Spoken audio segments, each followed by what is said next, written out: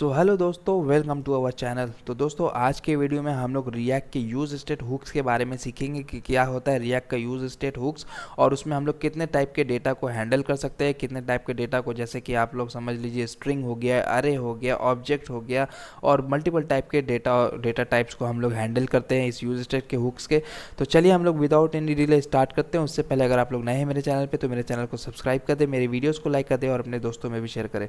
तो चलिए दोस्तों, हम लोग सबसे पहले रिएक्ट के ऑफिशियल वेबसाइट पे जाते हैं और देखते हैं वहाँ पे यूज स्टेट्स के बारे में क्या लिखा हुआ है। तो आप लोग देख सकते हैं यहाँ पे use state is a React hooks that let you add a state variable to your component. तो इसका मतलब क्या हुआ कि ये रिएक्ट का एक यूज हुक्स है जो हमें एक स्टेट वेरिएबल अपने कंपोनेंट में ऐड करने को देता है। तो ये तो हो गया एक पार्टिकुलर जो किताबी भाषा होता है वो। अब मैं आपको बताता हूँ क्या होता है। तो जो यूज स्टेट हुक्स होता है ना, उसके मदद से हम लोग इस किसी भी पार्टिकुलर कंपोनेंट में हम लोग उसके स्टेट को हैंडल कर सकते हैं। ठीक है, तो चलिए ये तो हो गया सिंपल सी भाषा में। तो मैं आपको पहले यहाँ पे दिखा देता हूँ कि इसका सिंटैक्स किस तरह से होता है। तो कॉन्स्ट हम लोग लेते हैं, एक एरे के अंदर हम लोग स्टेट लेते हैं पहला ऑब्जेक्ट, और दूसरा जो हम लोग आइटम लेते हैं वो सेट स्टेट, ये एक फंक्शन रिटर्न करता है। ये तो ये फंक्शन है।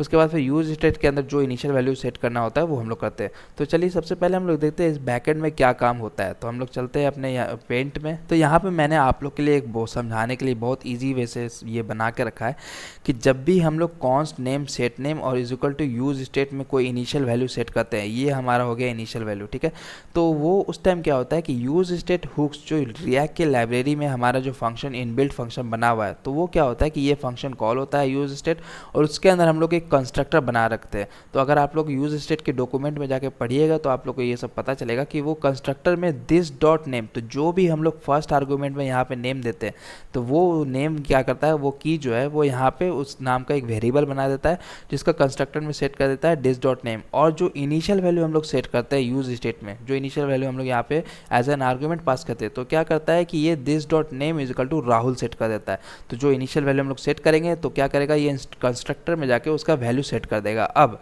जब हम लोग कभी भी फंक्शन में कोई इवेंट हैंडलिंग हुआ या कोई भी ऐसा कॉल हो जिसमें कि हम लोग चाहे कि इसका वैल्यू अपडेट हो, तो हम लोग सेट नेम फंक्शन को कॉल करेंगे। तो सेट नेम क्या है, तो ये एक फंक्शन है। तो जब भी हम लोग यूज स्टेट हुक्स को यूज़ करेंगे तो जो सेकंड आर्गूमेंट होगा हमारा, तो वो एक फंक्शन कॉल होगा। तो फंक्शन रिटर्न क्या करेगा, वो जब भी हम इस फंक्शन को कॉल करेंगे तो देखिए बैकएंड में क्या काम होगा।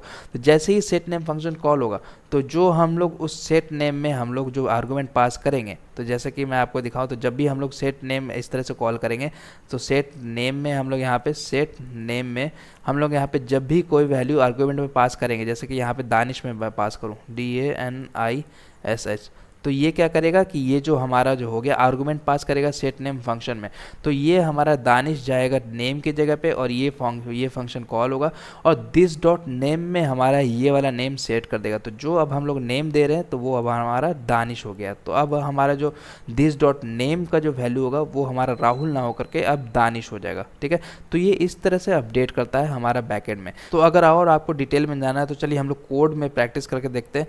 तो मैं आपको आज के वीडियो में स्ट्रिंग किस तरह से हम लोग हैंडल करते हैं उसके बारे में बताएंगे। तो सबसे पहले हम लोग क्या करते हैं, रिएक्ट के लाइब्रेरी से यूज स्टेट हुक्स को हम लोग इंपोर्ट करा लेते हैं। तो यूज स्टेट को हम लोग इंपोर्ट करा लिए। अब हम लोग क्या करते हैं, एक कॉन्स्ट नेम ले लेते हैं, जैसा कि मैंने आपको एक एग्जांपल दे के बताया। तो कॉन्स्ट ले लिया है, उसके अंदर एक नेम ले लेते हैं और फिर सेट नेम फंक्शन एक बना लेते हैं सेट नेम, और फिर हमारे यहाँ पे यूज स्टेट हुक्स में हम लोग कॉल कर लेते हैं और यहाँ पे हम लोग Rahul as a initial value pass कर देते हैं। ठीक है, तो राहुल का कैपिटल R हम लोग कर दे देते हैं।